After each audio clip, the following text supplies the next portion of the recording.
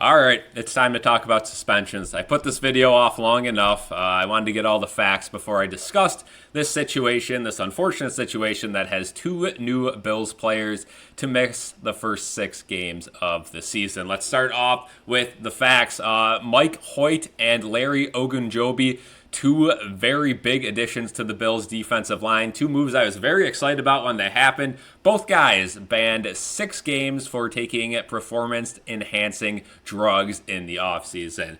With Hoyt, we knew when we signed him, so that was a little bit of a relief, right? Brandon Beane signed him knowing he was going to miss the first 6 games of the season. With Ogunjobi, it was not the case, right? And this is something that I think we have to just take into a full league, scope here. Is this okay, right? Because how are we signing guys who are suspended for PEDs and that doesn't get brought up in the negotiation phase? I mean, that just seems unfair, right? And I'm not, I'm a Bills fan, I'm going to complain about this.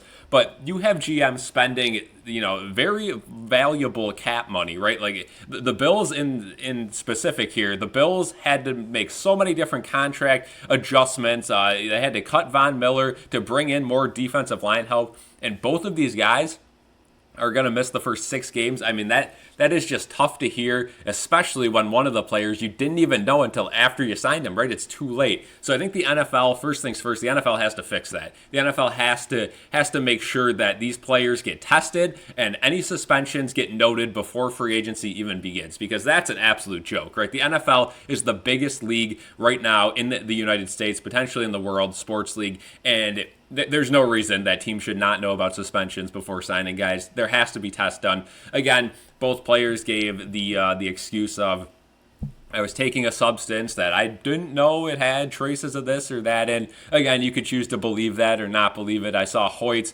press conference where he said he had a trusted trainer that he trusted for many years. And all of a sudden, he gave him something that contained traces of testosterone and something else that is banned in the NFL. It is unfortunate, right? But I don't think these two suspensions are going to make or break the Bills season, right?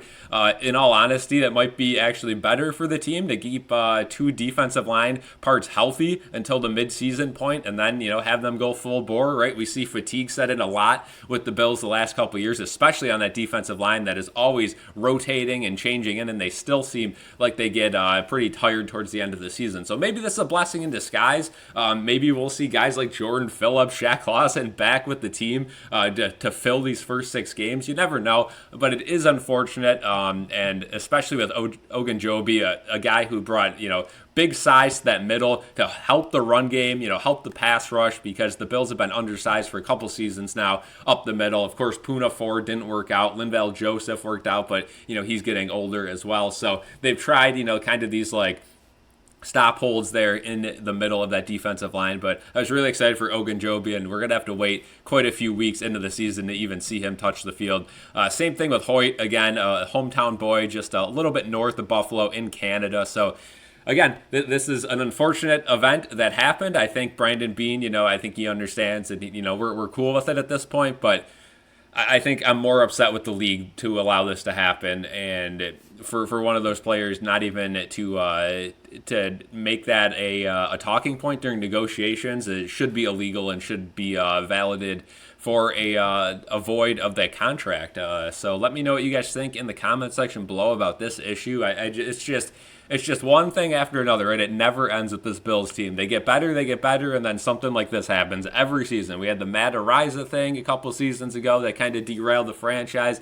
Of course, the tragic Damar Hamlin situation with this team that derailed that team. It's just every year something happens with this Bills team to set them away from staying focused. And hopefully these suspensions don't really affect the offseason plans and all that. But man, I mean, again, to be a GM like Brandon Beane and to put your plan together, get your guys, and then all of a sudden you're hit with this, and it's tough. It is really tough, and we'll see what the Bills are able to do this season. Again, still very early. We're before the draft. If I got to give my draft predictions, I think they got to double up at cornerback because they haven't really focused on that. I just wanted to mention a couple other things in this video because it has been a while since I made a Bills video. I've kind of waited for everything to happen before making these videos. So Joey Bosa getting added to that defensive line. No suspension as of yet, so hopefully Joey Bosa get back to that level he once was and stay healthy all season. I saw some jokes on X saying, man, it would have been better if Joey Bosa got the suspension to keep him healthy, because by week 6 of the season, he might already be injured, and I understand that, but man, it would be nice to have Joey Bosa for the entire season. I think he is better than Von Miller at this point in his career, right? Von Miller's a little bit older, and you could tell Von Miller's nearing the end of his playing career. So let me know what you guys think in the comments. Do you think the Bills did enough to this defensive line? Do you think the Bills should protest the league a little bit, kind of ask some more questions about these suspensions, why it wasn't brought up with Ogunjobi, or do you think they just got to kind of bite the bullet here and ride this thing out? Again, still plenty of time before the draft. Bills have plenty of time to add on to this roster. Money-wise, not exactly in the best spot, but I think they did enough to make this team a serious Super Bowl contender yet again. So let me know what you guys think. Leave a like on this video, subscribe, and peace out.